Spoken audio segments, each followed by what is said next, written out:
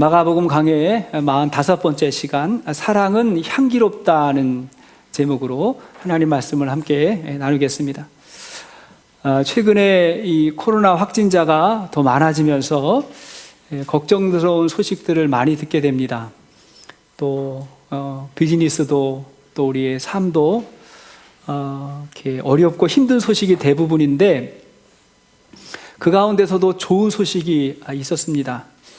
곧 백신이 출시될 거라는 소식을 듣게 됐고, 또 어떤 나라에는 또 인증이 다 돼서 이제 보급되고 있다, 백신이 보급된다, 이런 소식도 이제 듣게 됐습니다.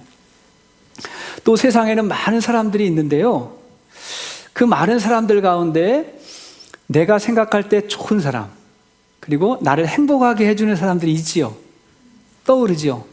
그 사람 생각하면 참 마음이 행복하고 좋습니다.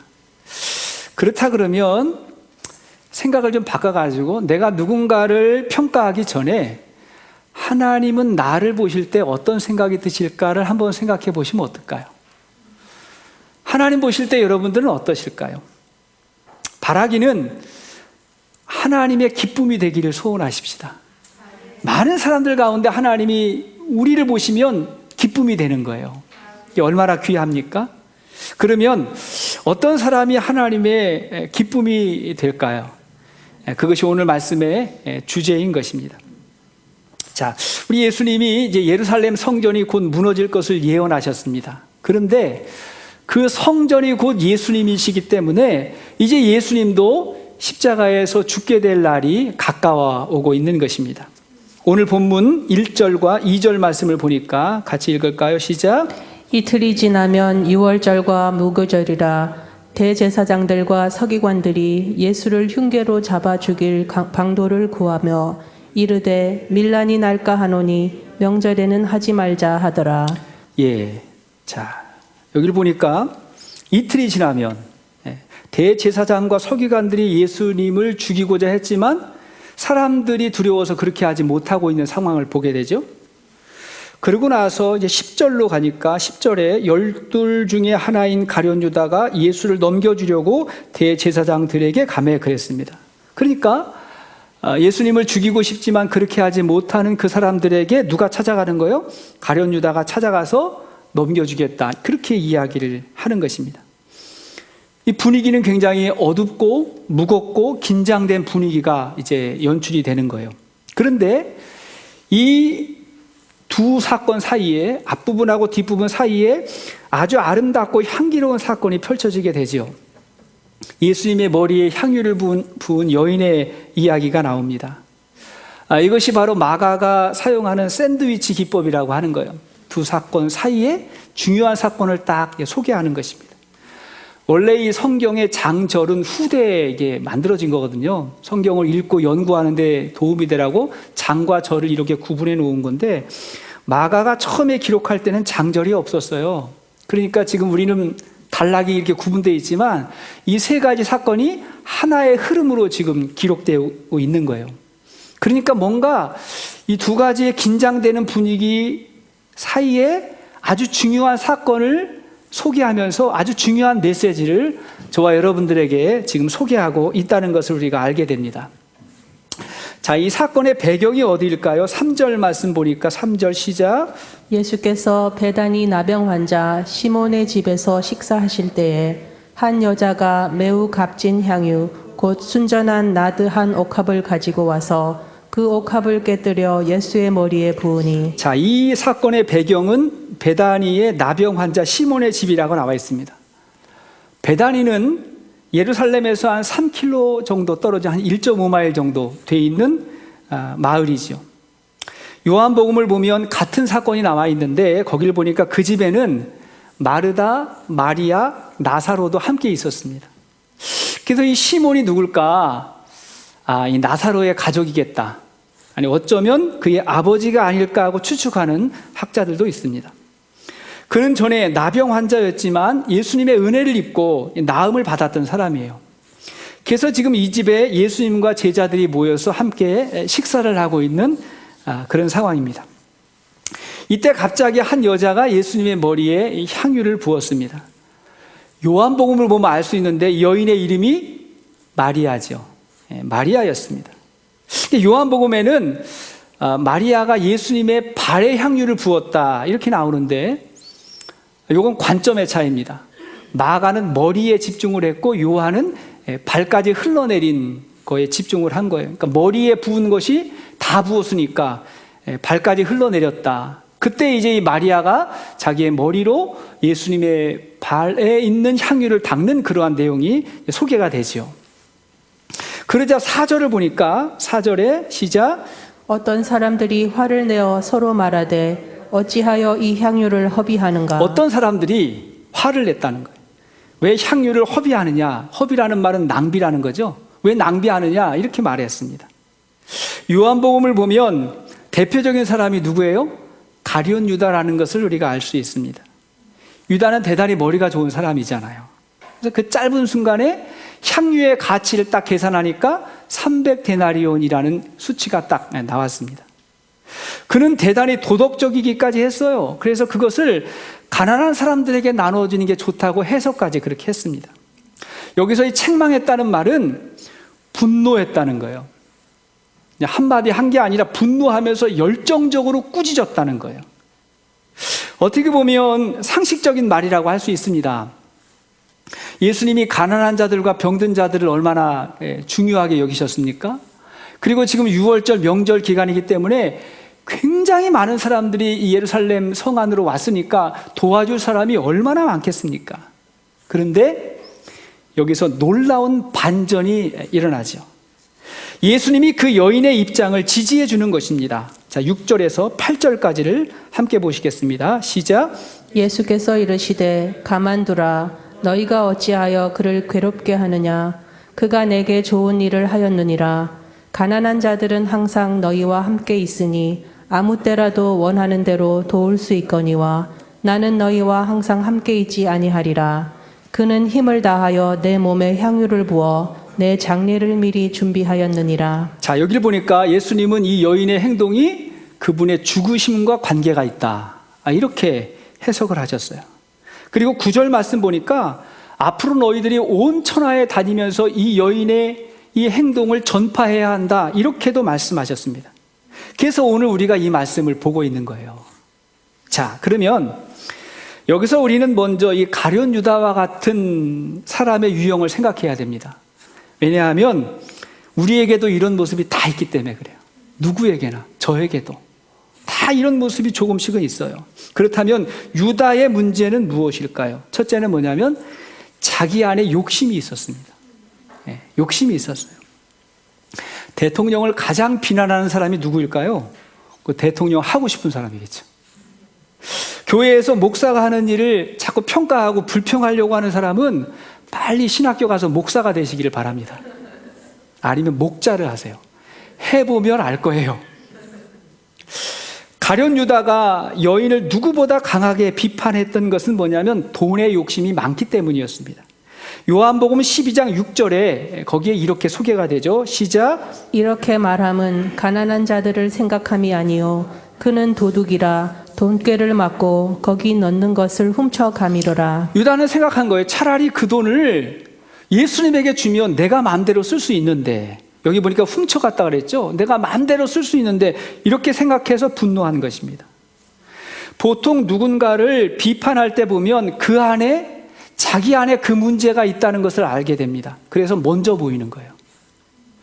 두 번째, 유다의 문제는 뭐냐면 자기가 기준이 되려고 하는 거예요. 자기가 기준이에요. 유다는 마리아의 행동을 조금도 의심 없이 부정적으로 평가합니다. 자기가 틀렸을 수도 있다고 전혀 생각하지 않는 거예요. 그리고는요, 남의 돈 가지고 선심까지 쓰는 거예요. 그죠? 남의 거 가지고 가난한 사람 도와야 된다고 선심까지 쓰고 있습니다. 이런 태도가 교만인 거예요. 평가해버리는 거죠. 그런데 6절을 보니까 예수께서 이르시되 그가 내게 좋은 일을 하였다고 했어요. 좋은 일을 했다. 예수님은요, 옳으냐 그르냐가 아니라 좋은 일을 했다는 거예요. 마리아는 자기가 좋아서 그 일을 했다는 거예요. 여러분, 다른 사람이 좋아서 그 일을 하는데 내가 옳으냐 그르냐 평가하는 것은 대단히 조심해야 되는 것입니다. 종종 우리가 신앙생활을 하다 보면 우리가 많이 알게 되니까 이제 평가를 쉽게 할 때가 있단 말이에요. 길거리에서 시끄럽게 전도하는 사람들을 볼 때 보면 종종 불편함이 느껴지죠. 저도 불편할 때가 있어요. 그러나 그 속에는 나는 교양 있게 신앙생활 하는데 왜 이렇게 시끄럽게 신앙생활 하는 거야 하고 함부로 평가할 수 있는 위험이 거기 도사리고 있는 것입니다. 여러분, 주님의 평가는 다를 수 있겠죠. 그렇게 해서라도 정말 한 영혼이라도 구원한 사람이 있는데 우리는 고상하게 아주 교양 있게 신앙생활을 하면서도 한 사람도 전도 못하는 사람이 있다 그러면 주님의 평가가 다를 수 있잖아요. 그러니까 쉽게 평가하면 안 된다는 거예요. 교회에서 봉사하는 것도 나와 그 방법이 다르다고 뭐라고 쉽게 평가하면 안 된다는 것입니다. 적어도 그 일이 나쁜 일이 아니라 그가 좋아서 하는 일이라면 인정해 주시기를 바랍니다. 물론 공동체의 어떤 질서와 어떤 관계 속에서 이루어지는 그러한 봉사이어야 하겠지만 그래도 쉽게 판단하는 것은 우리가 항상 조심하여야 하는 것입니다. 여기서 좋은 일이라는 말은 원문을 보면 아름다운 행동이라고 해석할 수 있어요. 아름다운 행동이다.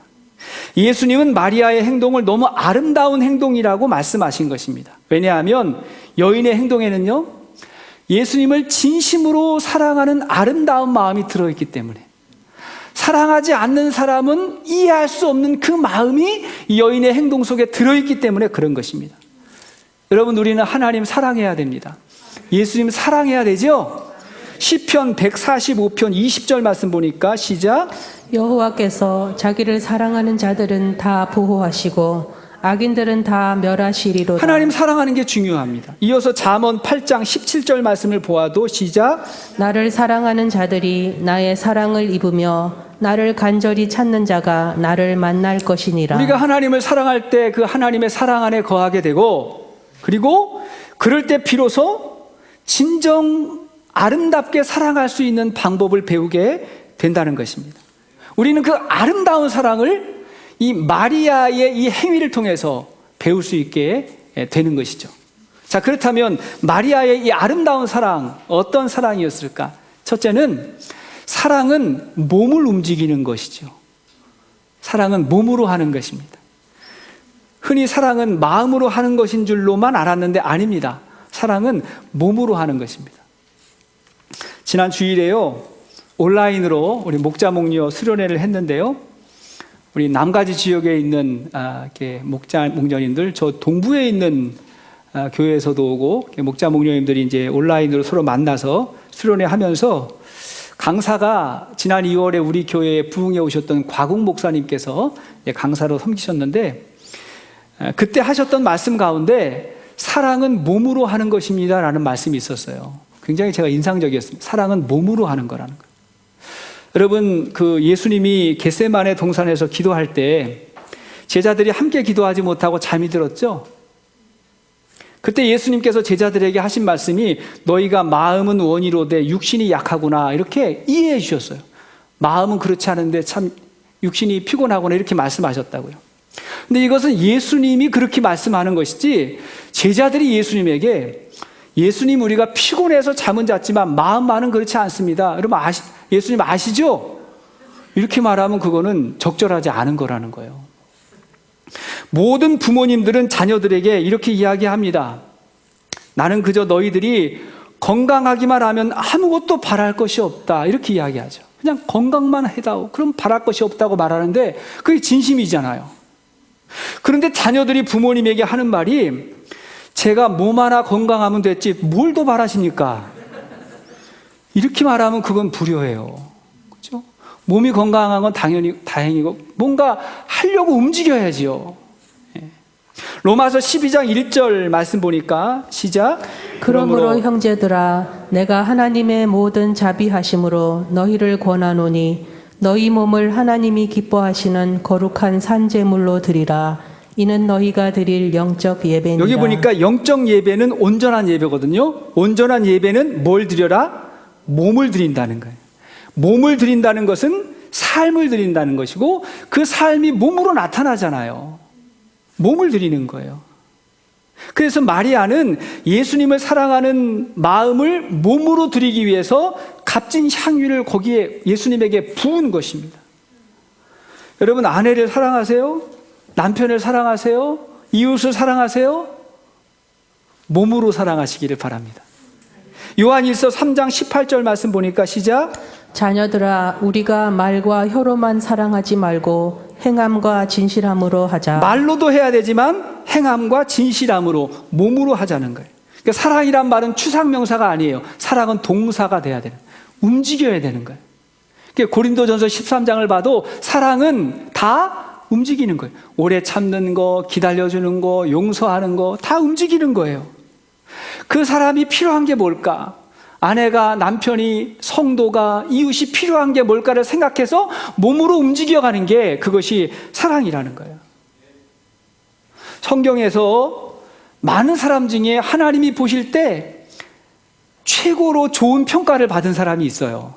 물론 노아도 욥 같은 사람도 좋은 평가 받았지만 하나님의 최고의 평가를 받은 사람이 다윗이 아닐까요? 내 마음에 합했다, 이런 평가를 받으니까 하나님이 보실 때 많은 사람 중에 기쁨이 되는 거예요.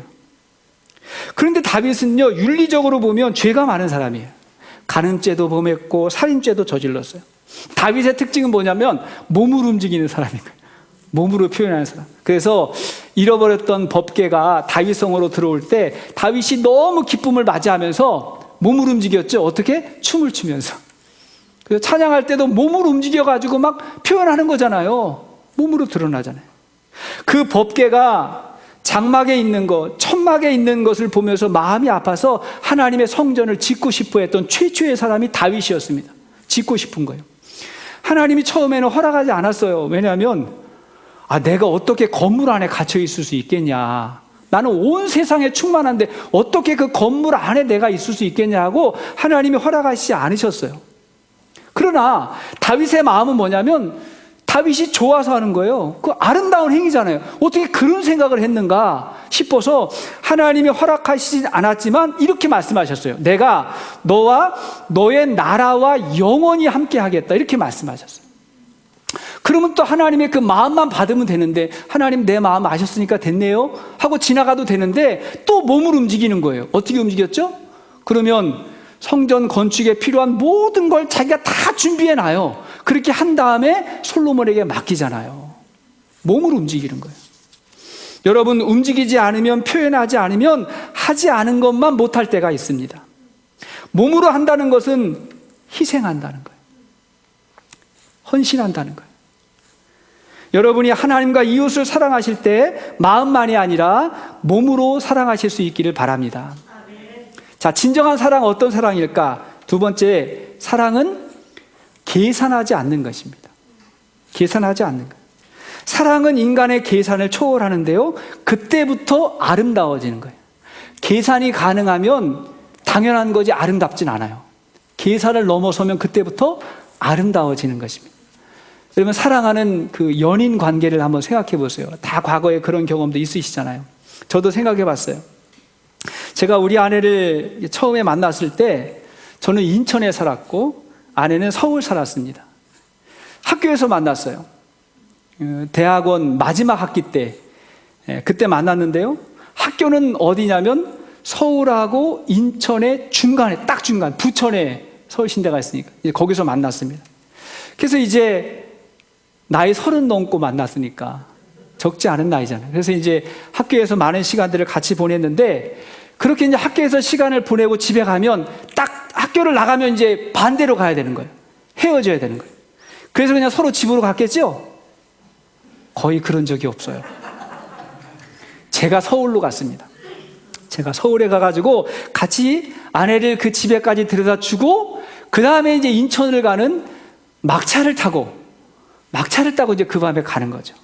그렇게 집에 가가지고 늦었으니까 또 그냥 잤겠죠? 아니에요. 그때부터 또 전화 통화를 시작하는 거예요. 미친 거죠. 미친 거예요. 낭비예요. 낭비예요. 근데 이거는 낭비가 아니라 이걸 뭐라 그래요? 사랑이랑 사랑. 지금도 생각하면 가슴이 설레일 만큼 사랑은 계산하지 않는 거예요. 여러분, 부모가 자녀에게 계산을 하면 그 사랑하지 않는 거잖아요. 계산하십니까, 여러분? 아마 자녀들이요, 자립할 때까지, 그때까지 먹는 거, 입는 거, 학비 이런 거 다 합쳐가지고 계산해 그러면 아마 다 부자일걸요? 집 한 채씩은 아마 다 살 거예요. 근데 그렇게 하는 부모님이 없어요. 왜? 사랑하기 때문에. 그게 진짜 사랑이잖아요. 아니, 그 다음에도 더 주려고, 더 나눠주려고. 저희 어머님이 요즘 걱정이 많으세요. 이 미국의 이 코로나의 확진이 많으니까 막 뉴스에서 계속 나니까 한국에서 볼 땐 여기가 제정신이 아닌 거죠.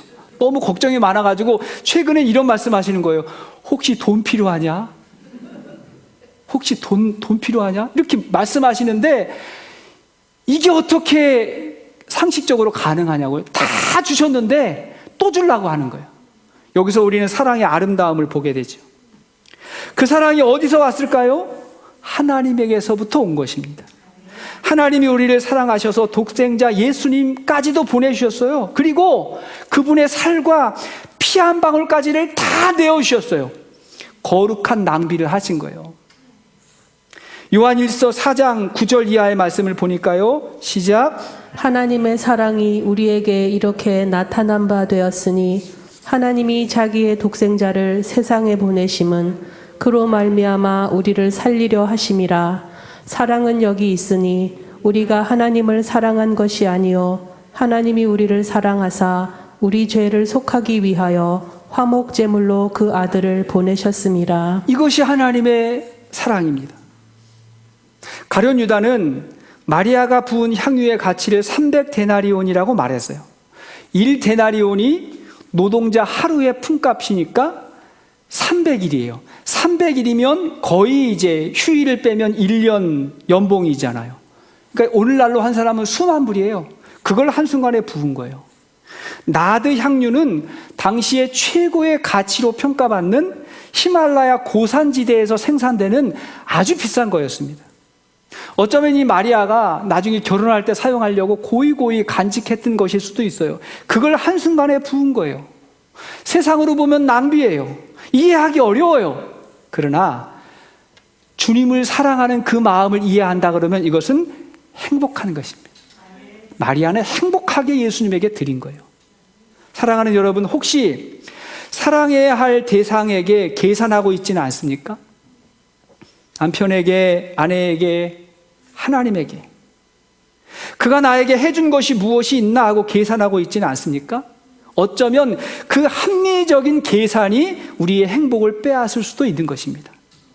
사랑해야 되는 대상과는 계산을 하지 말아야 됩니다. 세 번째 진실한 사랑이 무엇일까요? 사랑은 좋은 해석을 하는 것입니다. 사랑은 좋은 해석이에요.